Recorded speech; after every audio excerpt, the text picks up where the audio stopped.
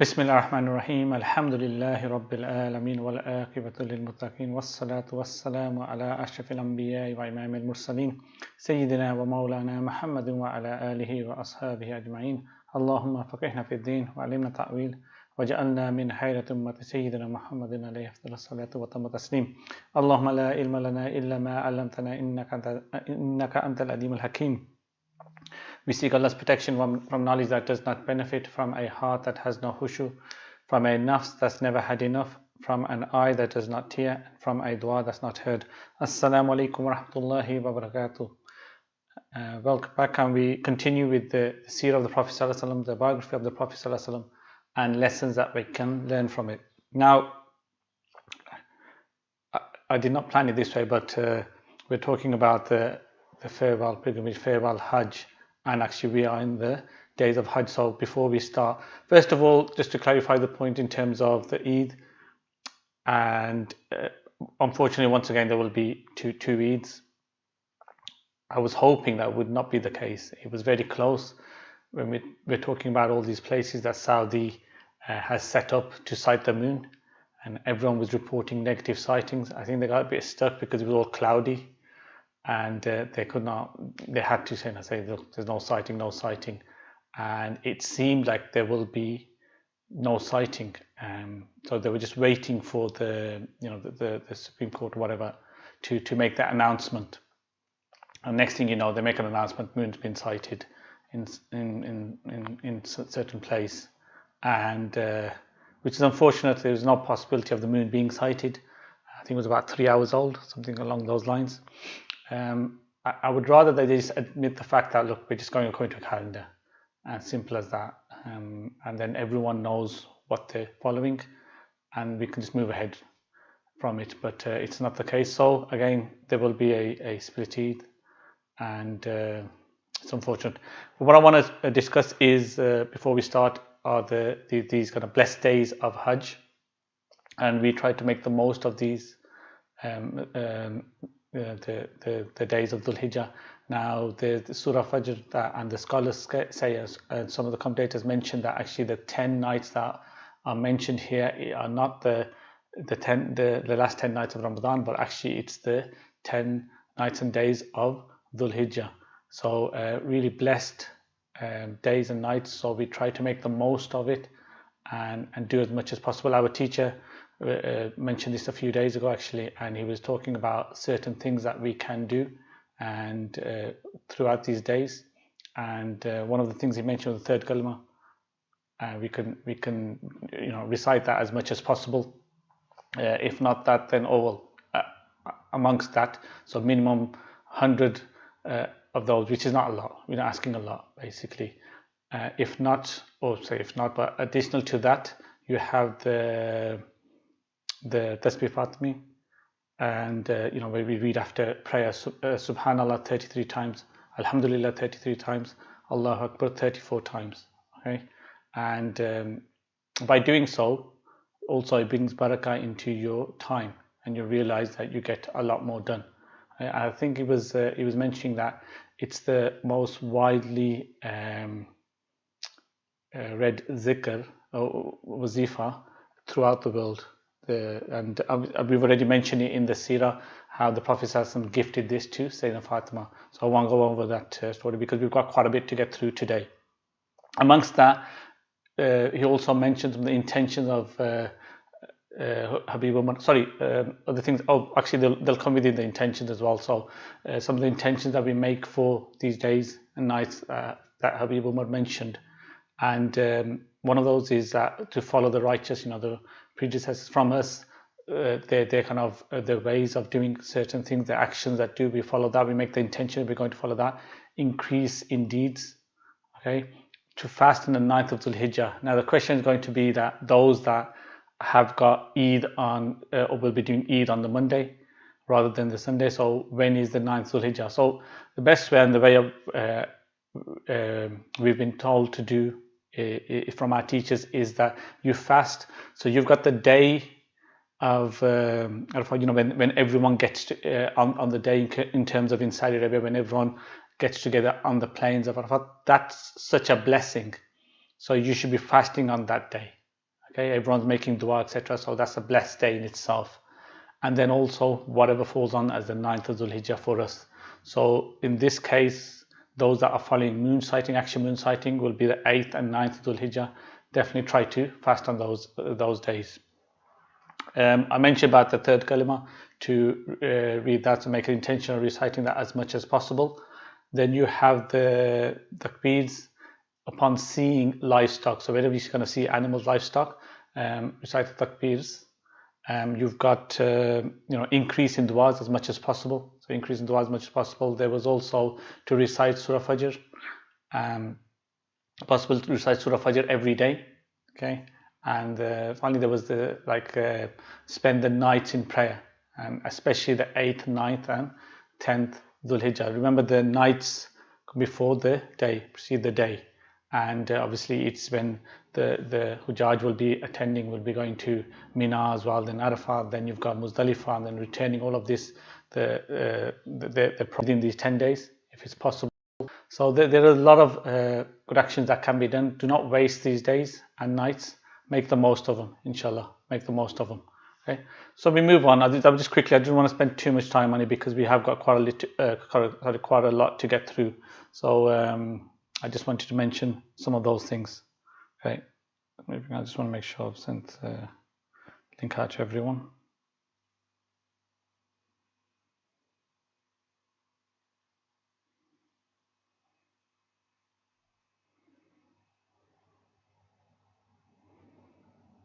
Sent it to too many people. Okay. So we're kind of coming now to the end of the 10th year of Hijrah and the farewell pilgrimage. Okay, so now so I mentioned actually that there are kind of 3 climaxes to the Seerah. Okay, so you've got the political climax, which was the conquest of Mecca. Right. Then you have what you can say, you can call the religious climax.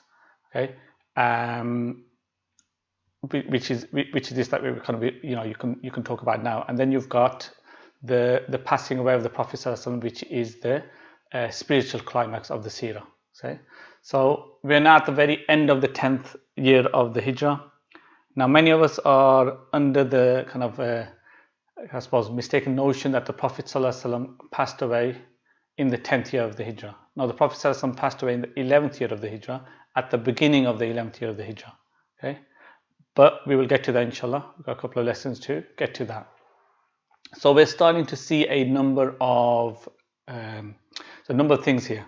So the conquest of Mecca marks what, if you like, as I mentioned, the political or the narrative climax to the Seerah. The prodigal son has returned.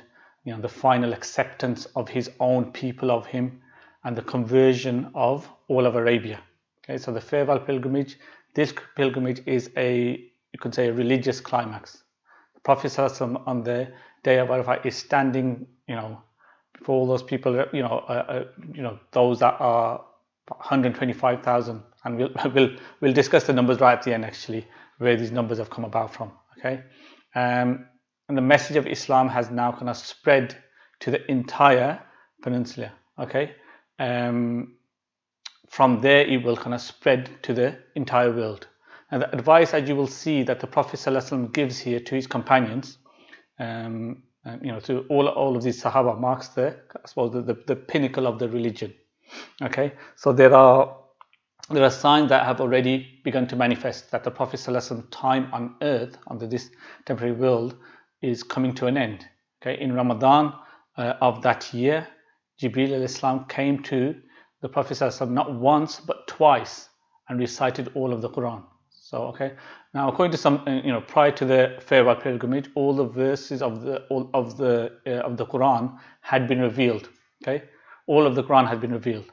Now there are some differences of opinion about this. There are some differences of whether the final verses to be revealed, according to one narration, is Al-Yawma akmaltu lakum dinakum. Okay, on this day I have perfected for you your religion and completed my favor upon you, and I am contented that your religion is one of submission to me, that your religion is one of Islam. Okay, so the strongest opinion, however, is that the very last verse to be revealed was be conscious of the day when all of you will be returned to your Lord, and then every soul will be repaid for what they have done, and none will be wronged in the slightest. And there is a kind of agreement that the last complete surah to be revealed was إِذَا جَاءَ نَصْرُ اللَّهِ وَالْفَتْحُ.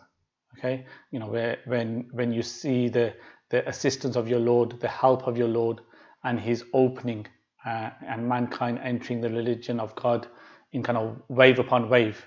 Okay, then glorify your Lord and sing His praises and seek His forgiveness. Verily, He is the one who is turned to and who turns to you. Okay. Now, when Sayyidina Abu Bakr Siddiq heard this revelation, the Sahaba, they rejoiced, and Sayyidina Abu Bakr Siddiq wept. Okay, Sayyidina Abu Bakr Siddiq wept when he was asked afterward, why did you weep? He said, look, I knew that the Prophet ﷺ did not have much time left. Okay, why is that? One word. Okay, okay, Toba. So like Toba means in Arabic, although we say all all forgiving and kind of what have you not, but Toba means returning. Okay, God is the one to whom you are returning. God is the one to whom you will return. Okay, so you have إِذَا جَاءَ نَصْرُ اللَّهِ وَالْفَتْحُ وَرَأَيْتَ النَّاسَ يَدْخُلُونَ فِي دِينِ اللَّهِ أَفْوَاجًا فَسَبِّحْ بِحَمْدِ رَبِّكَ وَاسْتَغْفِرْ إِنَّهُ كَانَ تَوَّابًا. So this is where we're talking about returning to your Lord. Okay, so these things, these kind of signs are appearing. Jibreel alayhi salam comes to the Prophet ﷺ in the Ramadan of that year twice. Okay, in the Ramadan of the 10th year of the Hijrah, he comes twice and he recites the Quran with the Prophet ﷺ from beginning to end. So what is this about? Jibreel alayhi would come each year in Ramadan. He would recite the Quran to the Prophet ﷺ. Whatever had been revealed up to up until that point, he would recite it to the Prophet ﷺ, and the Prophet ﷺ would then would be clear about where everything came and so forth. Okay. Each Ramadan that would happen. Okay? But in the last year, the last Ramadan of the life of the Prophet ﷺ, Jibreel ﷺ came twice. The first time he recited the Quran to the Prophet ﷺ, so his order is set. The second time he came and the Prophet ﷺ recited the Quran to Jibreel ﷺ. Okay, why? So that Jibreel ﷺ would have the honor of hearing the Quran from the tongue of the Prophet ﷺ. Okay, so he has the honor of hearing the Quran from the tongue of the Prophet ﷺ. Now, each Ramadan, a few of the signs, each Ramadan the Prophet ﷺ would spend the last 10 days of Ramadan in itikaf. Okay? In the last Ramadan of the life of the Prophet ﷺ, he spent 20 days, 20 days of the last 20 days of Ramadan he spent in itikaf. Okay? So these are signs here. The thing about signs, you only realize them afterwards. Okay? Unless you're a person who takes kind of ishara, and ishara like Sayyidina Abu Bakr Siddiq. Sayyidina Abu Bakr Siddiq took ishara. Okay? Unless you're a person of that type. Okay? Unless that's the case, you realize this afterwards. People say things and you think, why are they saying that? Then something happened and then you realize, oh, this is why they were saying it. Okay? And the person was giving them, is kind of giving a message. That person, giving you a message, but you don't realize it. Okay, and they say that the awliya Allah, from 40 days before they pass away, they start giving you indications. Okay, and when we talking about awliya Allah, not just the kind of suppose big Sufis, etc. I mean the righteous. Okay, the righteous, 40 days before they pass away, they start giving you little subtle kind of indications. But you're only going to pick up those kind of indications when they're gone. Okay, then you kind of suppose when you're sitting together and you're talking about them, they said this and they said this, and this is what the problem meant. Example, subhanAllah, my grandmother, right? She never wanted. She didn't want to go back home to Pakistan. Whenever we would ask her, no, I can't travel. Okay, and before she passed away, actually, that year particularly, I think it was my brother. He jokingly asked her, he said, "Oh, you want to go to Pakistan?" And she said, yeah. Everyone was just surprised, right? And my uncle said, oh, he's probably just joking. And then when they asked again, she goes, yeah, I want to go. And then they kind of, that's great. And then she went off to Kashmir, and she was there, and she went around and went to meet everyone. Okay, went around to meet everyone, like family members, etc. One by one, she was meeting everyone, and before you know it, she was in hospital. Okay, she was in hospital, passed away. There was nothing wrong with her, right? Now, I mean, obviously old age, whatnot, but apart from that, nothing wrong with her. And where she was, where she ended up, where she managed to kind of meet all family members, everything. So when I look at that, it's just amazing. And then again, when you look back on it, oh, this thing and this thing and this thing, this is part of it. Okay, this is all part of it. And the Prophet ﷺ is giving indications, but who is picking up on them? Okay, no one is picking up on them except for people like Sayyidina Abu Bakr Siddiq. Okay, because the Prophet ﷺ, according to the Sahaba, definitely those around him, he's indestructible. Okay, the Prophet ﷺ is 63 years old. Okay, he's got going to I think it's in the narration in Bukhari, he's got 10 grey hairs, 10 white hairs in his beard. Okay, his body is like the body of a 30-year-old. He's strong, he's fit. Okay, he's not like your normal kind of 60-year-old man. He eats poison meat, and he has a headache for a few days. Okay, angels at his back protecting him. He's indestructible. From the perspective of the Sahaba, no one is expecting him to pass away. Sayyidina Umar who says that Nuh al-Islam lived over 950 years. Okay, over 950 years. We talk about 950 years dawah. Okay, so if he lived over 950 years, how long do you think that our Prophet will last? Right? That was their attitude. But here you're seeing the signs. So the next thing is Hajj. Okay, it's the season of Hajj. We had a Hajj last year. 300 Muslims led by Sayyidina Abu Bakr Siddiq, which we spoke about last week, went for Hajj. Okay, during the Hajj, the rites of Hajj were explained and taught to those people. Okay, as I'm going to go along, actually, I'm just going to keep talking through, reading through Martin Ling's as well.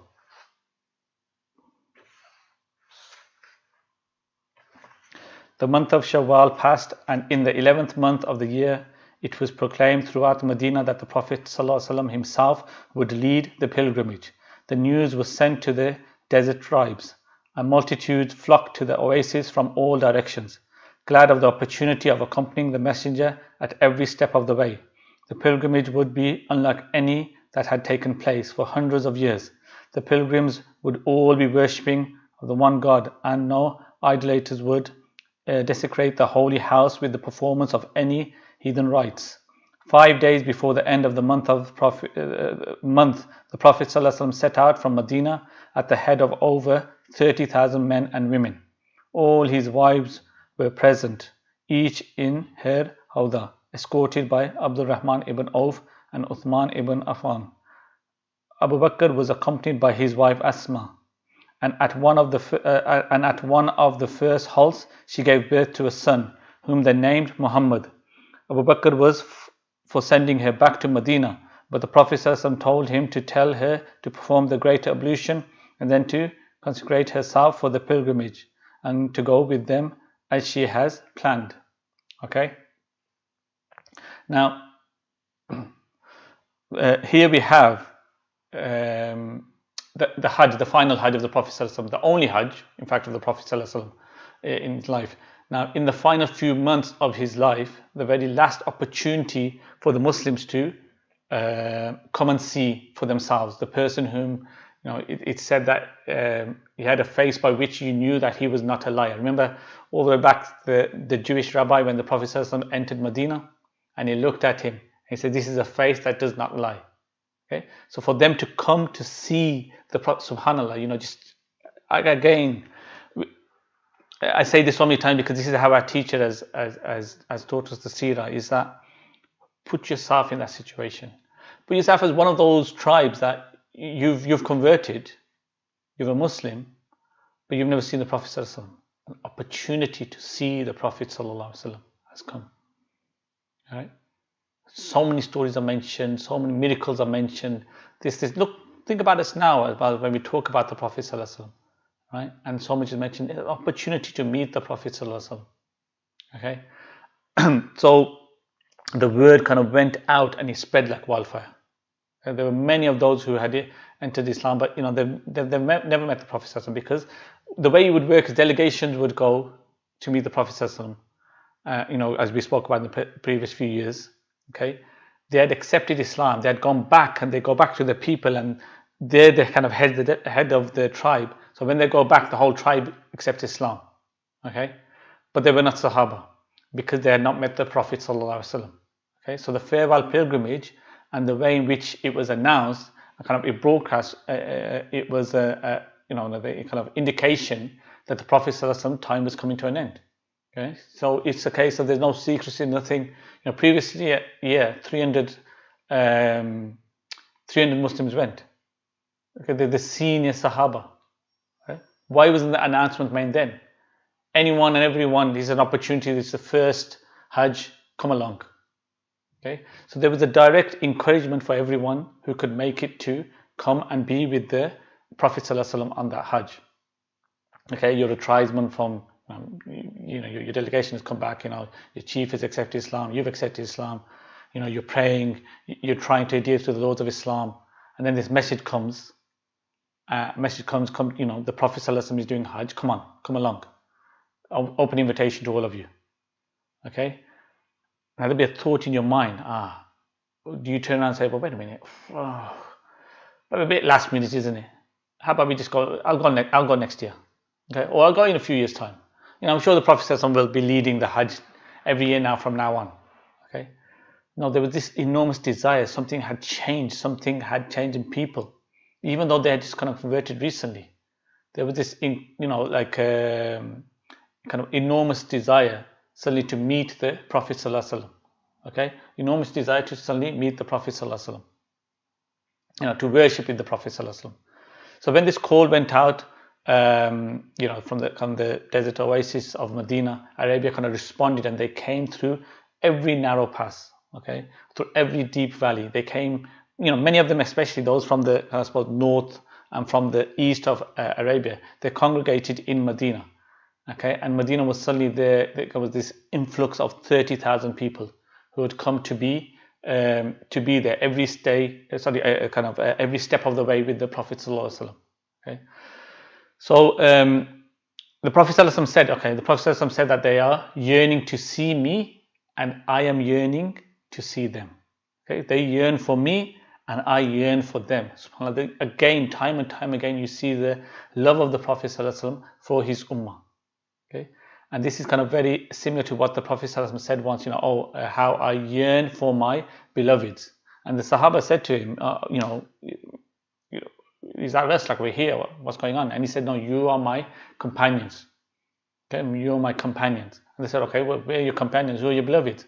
And the Prophet ﷺ said, those who will kind of believe in me, but they never saw me.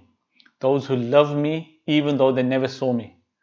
They're from this tribe and that tribe, and from this nation and that nation. They come together for the love of Allah, and they depart from one another for the love of Allah. Okay. Now we are the ahbab of the Prophet ﷺ. Okay, we are the beloveds of the Prophet ﷺ. SubhanAllah, what an honor that is for us, that we are the beloveds of the Prophet ﷺ. Okay, but can we truly say that we are lovers of the Prophet ﷺ? That's the question that we need to time and time again ask ourselves. Okay, he loves you, the Prophet ﷺ loves you, but do you truly love him? You do lip service and you can just say it for the sake of it, right? But do you truly love him? And that's your your lifetime question. Okay, do I love the one who loves me? Okay, do I love the one who remembered me 1400 years ago? Okay, do I love the one who put himself through trials and tribulations, political, social, personal, spiritual, for my sake? Okay, that's the question we need to ask ourselves. Okay, the only question you need to ask yourself. Okay, if you can answer the question, everything will, flow like water down a stream. Okay, like rose that gives off perfume, because that, you know, what you do will be motivated by love. Okay, what you'll do will be motivated by kind of, I suppose, gratitude, and when things are motivated by love and gratitude, they come naturally. Okay, there's no kind of internal resistance to it. Okay, Jabir Abdullah, I can't remember which Sahabi it was, but yeah, it was narration actually. A narration in say Muslim. It said that everywhere I looked, I saw people, and this is when they were on the way. Everywhere I looked, I saw people, left, right, in front, behind. The earth was clothed in white, and the Prophet ﷺ was on Qaswa in the center. Can you imagine the scene? Everyone is walking, but the Prophet ﷺ is riding high. Okay? This is how they left. This is how the pilgrimage set out. The farewell pilgrimage set out. This isn't an army that's marching to conquer. This is an army of the lovers of Allah, who've been conquered by the love of Allah, and they are marching for Hajj. They are going for Hajj. You know the names of this pilgrimage. So there's different names of it. It's called Hajj al-Islam. Okay, the Hajj of Islam.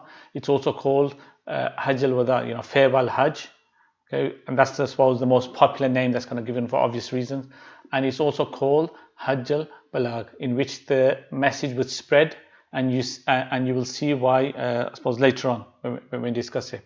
Okay, so here we continue. At sunset on the 10th day after leaving Medina, the Prophet ﷺ reached the pass through which he had entered Mecca on the day of the victory.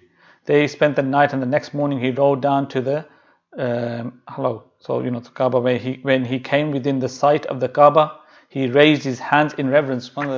Imagine when we go for Umrah or we go for Hajj, what we're told that when you come, right, and I give this advice to a lot of people who are going, is I remember when I took my son as well. It was about 9, 10, I suppose, maybe, around about that, 9, 10. And I go, just keep your eyes down. I'm holding it, just keep your eyes down, because as you enter the masjid, etc., you can see the Kaaba, but if you know what's happening, if you've been before as well, you just keep your eyes down, you just follow the people, and you'll lead there. And then when you're standing in front of the Kaaba, you don't have to be completely, what I mean is you're still within the masjid, but you can see all the glory of the Kaaba. So then when you stand there, that's when you look up to the Kaaba. Your first glance at the Kaaba, dua is accepted. So I made him keep his eyes down, and as we got there, and then I said, now look up. He looks up, he goes, oh wow. And that's it, that's back to the Kaaba. So here you got the Prophet ﷺ, when the Kaaba is in sight, he raised his hands in reverence, letting fall the rein of his camel, which he then took up in his left hand, and with his right hand held out in supplication, he prayed, O God, increase this house in the honor and magnification and bounty and reverence and piety that it received from mankind. He entered the mosque and made the 7 rounds of the Kaaba, after which he prayed at the station of Abraham. Then going out to Safa, he went 7 times between it and Marwa, and those who were with him did their best to record in their memories the exact words of praise and prayer that he uttered at every station. Here you go, they're trying to exactly what is he doing. Let's follow the Sunnah. Every single point we want to know exactly what the Prophet ﷺ is saying, so we want to repeat that going forward. Okay? Returning to the mosque, he now entered the Kaaba with the keeper of its key, Uthman of Abdad, taking with him also Bilal and Usama as before. But that evening when he visited Sayyidah Aisha in her tent, she noted that he was sad and asked him why. I've done a thing today, he said, that I had not done. I entered the house, and it may be that a man of my people, he meant in years to come, will not be able to enter it, and that he will therefore feel some disquiet in his soul. And we were only ordered to go round it, not ordered to enter it. Okay? Now, what is this? Okay, what does this mean? The Prophet ﷺ is saying, look, I told them to learn the rituals of Hajj from me. I made tawaf, they made tawaf. I prayed in the Maqam of Ibrahim. Okay, we already spoke about the Maqam of Ibrahim. I made the say of Safa Marwa. Right? But then after all that, he done something. He entered the Kaaba. And now he's saying in years to come, people can maybe, they might think that, excuse me, they make the tawaf. They can pray at the Maqam of Ibrahim. They can do the say at Safa Marwa. But maybe they won't be able to enter the Kaaba. And they will think, Ya Allah, the Prophet ﷺ entered the Kaaba, but I can't enter the Kaaba. And that is again, this is the mercy and the kind of tenderness of the Prophet ﷺ, okay, for his companions, for us, for his followers, okay, for his followers. Again, he refused to lodge in any house in Makkah despite the plea of Hani that he would stay with her. And on the 8th day of the new moon, he rode to the valley of Mina, followed by the rest of the pilgrims. Having spent the night there, he rode on after daybreak to Arafah, a broad valley, about 13 miles east of Makkah, just outside the sacred crescent. Arafah is on the road to Taif and is bounded north and east by the mountains of Taif, but separate from these and surrounded on all sides by the valley is a hill which is also named Arafah, or the Mount of Mercy, Jabal Rahmah. Right? It is the central part of this pilgrimage station, which extends nonetheless over the most of the lower ground, and it was on this hill that the Prophet ﷺ took up his station that day. Right? Now, some of the Makkans expressed surprise that he had gone so far, for while the other pilgrims went on to Arafah, Quraysh had been accustomed to remain within the sacred place and saying, "We are the people of God." But he said that Abraham had ordained that the day on Arafah as an essential part of the pilgrimage, and that day Quraysh had forsaken his practice in this respect. The Prophet ﷺ stressed that day the antiquity of the pilgrimage, and the words of Abraham's legacy were often on his lips. Okay? I think about this, there's 124,000 people trying to, I suppose, let me carry on and I mentioned about this part actually. Now, to impress all the tribe that henceforth blood feuds were at an end throughout the whole community of Islam, that each man's life and possession were, he sent a crier throughout the multitude, Safwan's brother Rabia, who had a powerful voice, and told him to proclaim. The Messenger of God said, "See you what month this is?" They were silent, and he answered, "The holy month." Then he asked, "See you what land this is?" Again they were silent, and he asked, "The holy land." Then he said, "See you what day this is?" And again it was he who answered, "The day of the greater pilgrimage." Then he proclaimed, according to the Prophet's instructions, "Verily God has made inviolable for you each other's blood, each other's property, until you meet your Lord, even as he has made inviolable this your day, and this is your land in this your month." When the sun has passed its zenith, the Prophet ﷺ preached a sermon which he began after praising God with words, "Hear me, O people, for I know not if I shall meet." Actually, I'm going to mention, because there's a better description here and in the other one in the Book of Revelation. So this is the final sermon. So what it is, the Prophet ﷺ now, according to many, that is at Arafat and actually at where you got Jabal Rahmah, right? Now, let me just quickly show you actually a picture, which you've all probably seen previously, but I suppose it's just good to kind of see as we go along.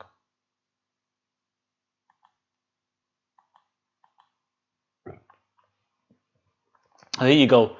And again, this is where it's believed that Prophet Adam Islam was forgiven. Okay, this is where Adam Islam was forgiven. So this was not Jabal Rahmah. There's another picture, because these are famous pictures that on the day of Arafah, when people are all trying to climb to the top. Now, the likelihood is, according to many, days, the fact that the Prophet ﷺ was probably at the base of the hill of the Jabal Rahmah when giving the sermon, etc. Okay.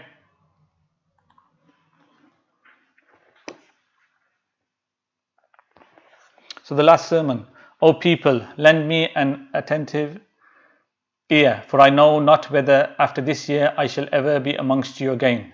Therefore listen to what I am saying to you very carefully, and take these words to those who could not be present today. O people, just as you regard this month, this day, this city as sacred, so regard the life of the property of every Muslim as a sacred trust. Return the goods entrusted to you to their rightful owners. Hurt no one, so that no one may hurt you. Remember that you will indeed meet your Lord, and that He will indeed reckon your deeds. Allah has forbidden you to take usury interest. Therefore, all interest obligations shall henceforth be waived. Your capital, however, is yours to keep. You will neither inflict nor suffer any iniquity. Allah has judged that there shall be no interest, and that all the interest due to Abbas ibn Abdul Muttalib, Prophet's uncle, shall henceforth be waived. Beware of Satan. For the safety of your religion, he has lost all hope that he will ever be able to lead you astray in big things. So beware of following him in small things. O people, it is true that you have certain rights with regard to your women, but they also have rights over you. Remember that you have taken them as your wives only under Allah's trust and with His permission. If they abide by your right, then to them belong the right to be fed and clothed in kindness. Do treat your women well and be kind to them, for they are your partners and committed helpers, and it is your right that they do not make friends with anyone of whom you do not approve, as well as never to be unchaste. O people, listen to me in earnest. Worship God, say your 5 daily prayers, fast during the month of Ramadan, and give your wealth in zakat.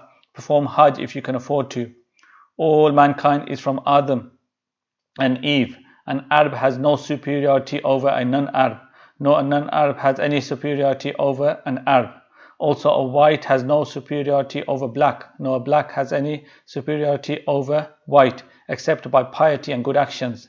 Learn that every Muslim is a brother to every Muslim, and that the Muslims constitute one brotherhood. Nothing shall be legitimate to a Muslim which belongs to a fellow Muslim, unless it was given freely and willingly. Do not therefore do injustice to yourselves. Remember, one day you will appear before God and answer your deeds, so be aware. Do not stray from the path of righteousness after I am gone. O people, no prophet or apostle will come after me, and no new faith will be born. Reason well, the Quran and my example, the Sunnah, and if you follow these, you will never go astray. All those who listen to me shall pass on my words to others, and those to others again, and may the last ones understand my words better than those who listen to me directly. Be my witness, O Allah, that I have conveyed your message to your people. This day, those who cover over the truth of God has given up all hope of destroying your way of life. So don't be afraid of them, rather for fear only me. This day I have perfected you, your way of life for you, completed my favor upon you, and have chosen for you Islam as your way of life. Now,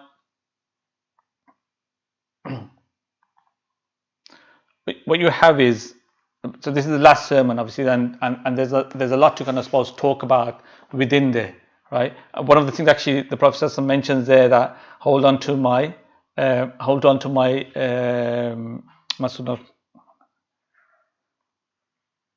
just quickly here, so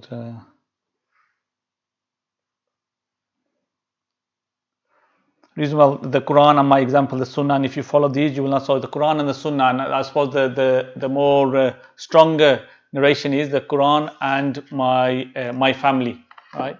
And we've already discussed that as well before, actually. So you have the last sermon, right? And when he ended his brief sermon with a kind of earnest question, "O people, have I faithfully delivered unto you my message?" A powerful murmur of assent, "O God, ye," arose from thousands of throats, and the vibrant words, Allahumma, rolled like thunder throughout the valley. The Prophet raised his forefinger and said, "O God, bear witness." Okay, raised his forefinger, "O God, bear witness." The ritual prayers were then prayed, and the rest of the day of Arafah, as it is called, was spent in meditation and supplication. But as soon as the sun had set, the Prophet mounted his camel, and bidding Usama mount behind him, he rode down from the hill and across the valley in the direction of Mecca, followed by his fellow pilgrims.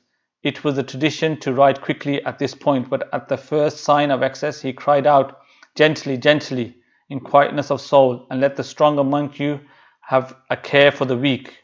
Okay, so what happens here? So you think about this, you've got 124,000 people, and it's an opportunity. They're trying to rush to the Prophet ﷺ, to be as close as possible to the Prophet ﷺ. And what's his advice? That everyone kind of who goes for Hajj kind of forgets: gently, calmly, with tranquility. with peace, and let the strong amongst you have a care for the weak amongst you, right? I remember when on Hajj as well, or when you go for tawaf, and how much there is, honestly, just trying to get to kiss the black stone, right? And some of these big people and those around, I just feel sorry. What are you going to benefit by then hurting others around you? That's what you need to think about, right?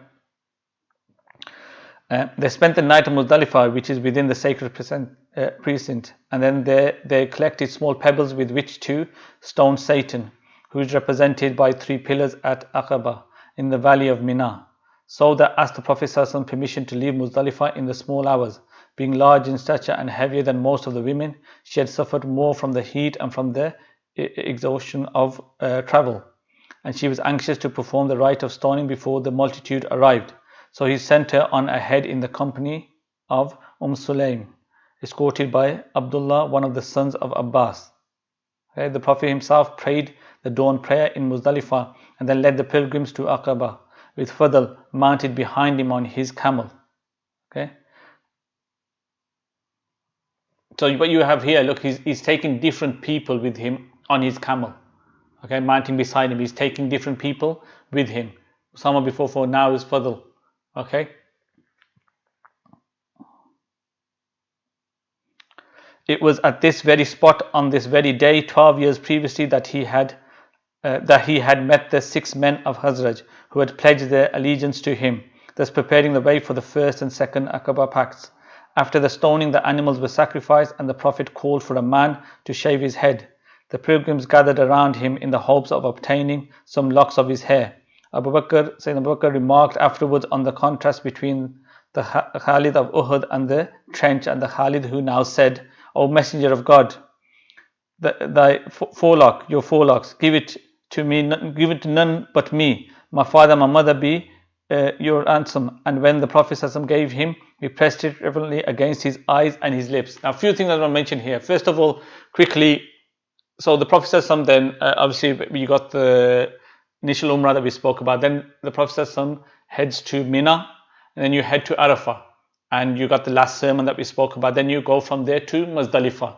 You stay on a time in Muzdalifah, and then from there you continue, and that's when you got the stoning, etc. And then obviously you've got one of the wives of the Prophet ﷺ asking to go early on before the kind of rush comes, because for them, all of these people, it's like unbearable. Look how many people there are. They've never probably seen so many people. So she wanted to get it done with quickly. So after the stoning, then you have shaving the hair. Okay, you come back, etc. You can do the tawaf later, but what it is, you've got shaving the hair, sacrifice the animal.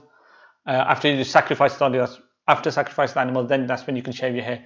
And then, as before, everyone wants his hair. But this is when Sayyidina Abu Bakr remarks about the Khalid of Uhud and the Khalid of now. Are you saying, oh, your hair, your forelock, Ya Rasulullah, for me, give them to me, and then takes them and he kisses them. And this is when, this is obviously you've got Sayyidina Khalid. He kind of sewed into his turban the kind of forelocks of the Prophet ﷺ, the hair of the Prophet ﷺ, and when he went into battle, it was in his turban, and he said, look, I'm given victory in battle by the blessing of this hair, the forelock that the Prophet ﷺ gave to me. And one of the battles, remember, his turban was knocked off and he stopped. He just went around just trying to find his turban, and they said, what are you doing? And that's when he mentioned, like, he's got the hair of the Prophet ﷺ in his turban, and this is what gives him victory. Okay, this is what gives him victory. The Prophet ﷺ now bade the pilgrims visit the Kaaba and return to spend that night and the 2 next nights in Mina. And again, look, this is your whole Hajj process that we talk about. Right? He himself waited until the late afternoon, then his wives accompanied him to Mecca, all but Aisha, who was not in a state of ritual purity. A few days later, as soon as she was able to, he sent her outside the sacred precinct, escorted by her brother Abdul Rahman. There she adored the ihram herself, fresh, and going to Mecca, she made the round of the Kaaba. Okay, okay, so this is the pilgrimage of the Prophet ﷺ, Hajj of Prophet ﷺ. What a beautiful occasion. Okay, there were many addresses given during the Hajj. On each day there was a teaching that was being done. The Prophet ﷺ was teaching, he was instructing, but the last sermon marks the pinnacle and the culmination of this, okay? An address to over 100,000 people from all over Arabia, many of whom remember had rejected the Prophet ﷺ in early days, only now to believe in him and love him, okay? It was not the last sermon of the Prophet ﷺ, but it reached the most people of all of his sermons. Okay, it was therefore a unique opportunity, okay, to decree major laws and principles to people. Okay? For many of these people, this would be their only opportunity to hear about the religion from the Prophet ﷺ himself. Okay? Therefore, the Prophet ﷺ covered a number of legal aspects. I mean, everyone would have come across the last sermon. It's mentioned so many times. You've always seen posters about, etc. You could talk about human rights and women's rights and everything. This 1400 years ago, the Prophet ﷺ there, he mentioned it there. Okay, he mentioned it there. Everyone's equal, right? So you've got the political aspect, ethical principles, spiritual principles. Okay, so this sermon serves two purposes. At this kind of, I suppose, you've got worldly purpose and next worldly purpose. Okay, so the Prophet ﷺ is speaking here as I suppose you can say, a prophet king. He's speaking as the kind of temporal ruler here. Okay, he's speaking as the messenger of God because of his. This kind of sermon is compared to inaccurately to the sermon of Jesus. Okay, the sermon on the Mount of Olives. Okay, that Jesus gave in Jerusalem. Okay, this is inaccurate because Isa al-Islam was speaking as a spiritual guide. The Prophet ﷺ was speaking as a ruler. Okay? He was speaking as the only person who has ever united the tribes of Arabia. Okay? He was speaking to a people for whom he had brought down legislations, to whom he was enforcing legislation rules. Okay? Not simply rules about prayer and so forth, but rules about how to trade with each other justly, okay? How to avoid oppressing one another, how to marry, how to divorce, how tribes should link to one another, okay? So there were a number of these things, okay? A number of principles that were made. So what does this touch on? Okay? It touches on financial transactions. Okay? He spoke about riba. Okay? There was a beautiful way in which the Prophet ﷺ did this, right? So what he does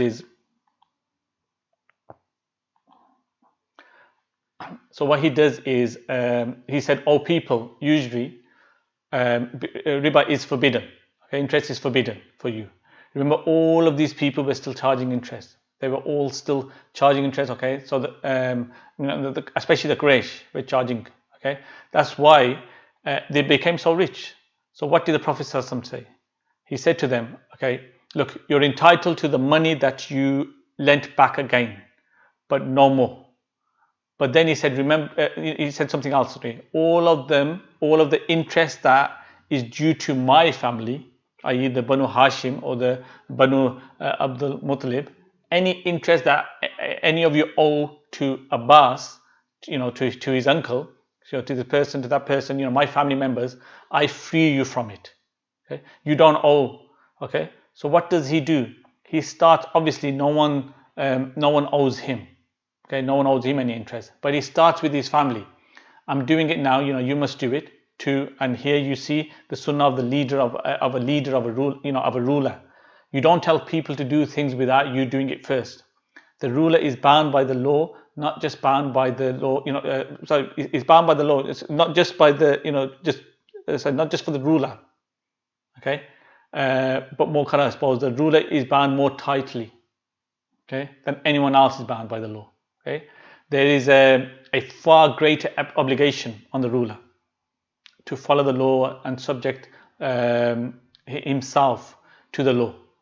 Okay, to speak out for justice, even if it's against him.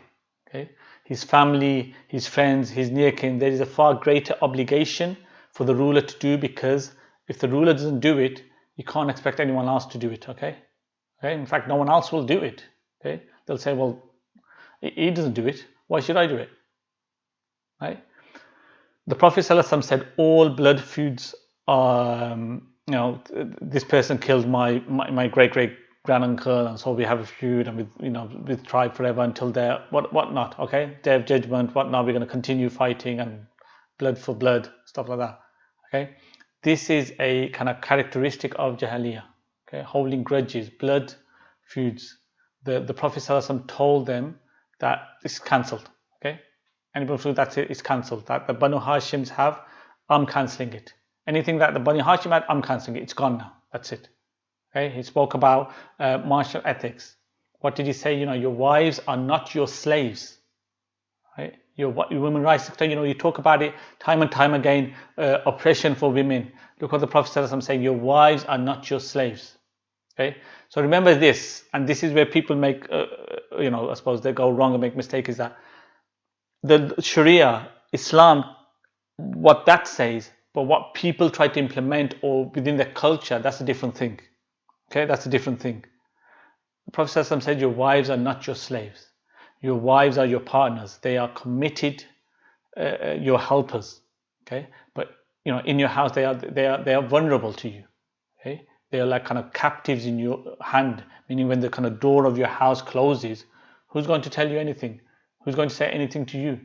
He said, I give you counsel regarding your wives. Treat your wives well. Your women folk, treat your women folk well. 3 times he said it. Treat your women folk well. Treat your women folk well. Treat your women folk well. Right? Treat them well. I adjure you by Allah, treat them well. Okay. Spiritually, doctrinally,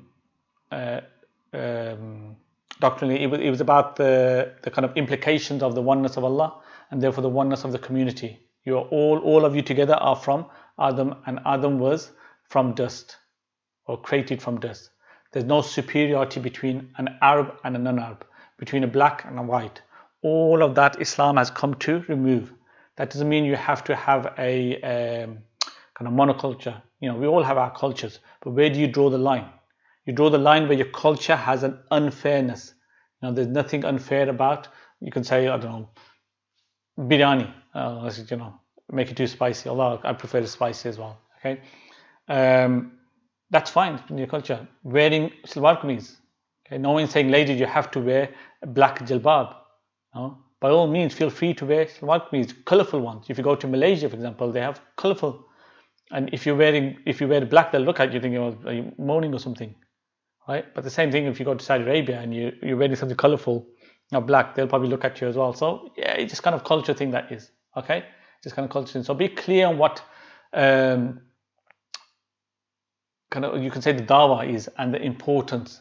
You have this kind of inward state, right? You have this inward state, ritual worship versus the inward state, the sanctity of believers. All this is in the farewell sermon. I mean, like I said, I read it through, and I'm talking about key points that the Prophet ﷺ spoke about.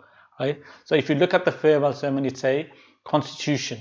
It is a political address. It's a state of the union, or the kind of you can say Queen's speech. It's a political address. It's a political spiritual exhortation. It's a teaching of the religion. Okay, it's an exaltation to good character, and it's all of these things in a sermon that lasted, you can say, 15-20 minutes probably. Okay, this is to say about the time it takes to me when I try to get at one point across, it takes me about that long. And the Prophet ﷺ brought all of that, get that in 15-20 minutes. Can encompass the whole of the religion in 15 minutes or so. Right? Sitting on the back of Qaswa, top of Jabal Rahmah. Okay, subhanallah. Look at that. And another thing is, he said, is Shaitan has despaired of you. Okay, worshipping him. So don't follow his urging.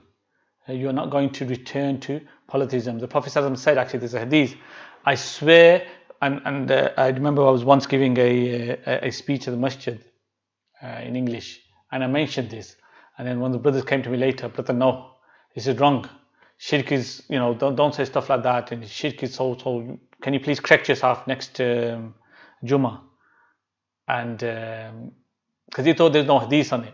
And then I had to send him the hadith. I go, look, here's the hadith, and then he went a bit quiet on it. The hadith, I swear by he whose hand is my soul. I do not fear you. You will fall into shirk after me. Okay, I do not fear, like we talk about shirk, everything, bidah, shirk all the time. But Prophet says, I do not fear you will fall into shirk, into polytheism. Okay, well, 1400 years ago, no Muslim group has ever returned to shirk. No Muslim group ever returned to shirk. Okay, but think about who's he saying this to? To a group of people who have just become Muslim about a month ago, who were worshipping idols for 60, 70 years, but until about a month ago. And he's saying to them, I do not fear you will fall into shirk after I am gone. I fear you will commit disbelief by striking each other's necks for the wealth of this world. Okay, sound familiar? He said to them, do not fall into disbelief by fighting with one another. At the end of the sermon, according to one narration, O people, what will you say about me when asked about me on the day of judgment? They replied, we will say that you have conveyed the message. O people, what will you say about me when you are asked about me on the day of judgment? We will say you have conveyed the message.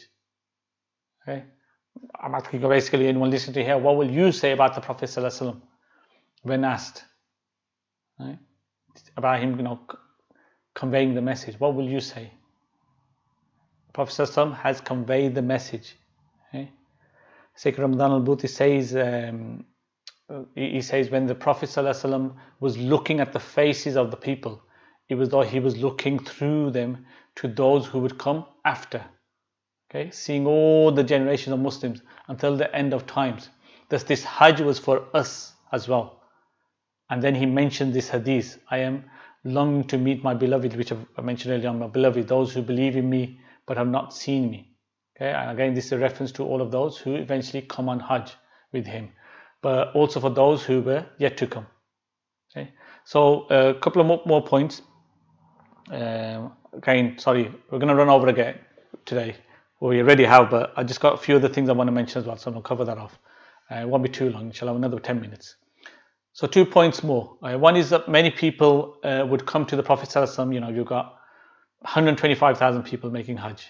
Okay, and Hajj is a very precise, you guys, for those who have been, even if you've been for Umrah, very precise, and you got people of, very precise about this and this and this, and you take a piece of hair out and you have to give charity and this, all that, you got all this going on. Okay, and people shouting, oh, what you're doing, this and that. Okay, so many people come to the Prophet ﷺ, and you're going to imagine they're all worried. So doing the first time, oh, did I do this right? Ya Rasulullah, did I do this right? Oh, is my Hajj correct?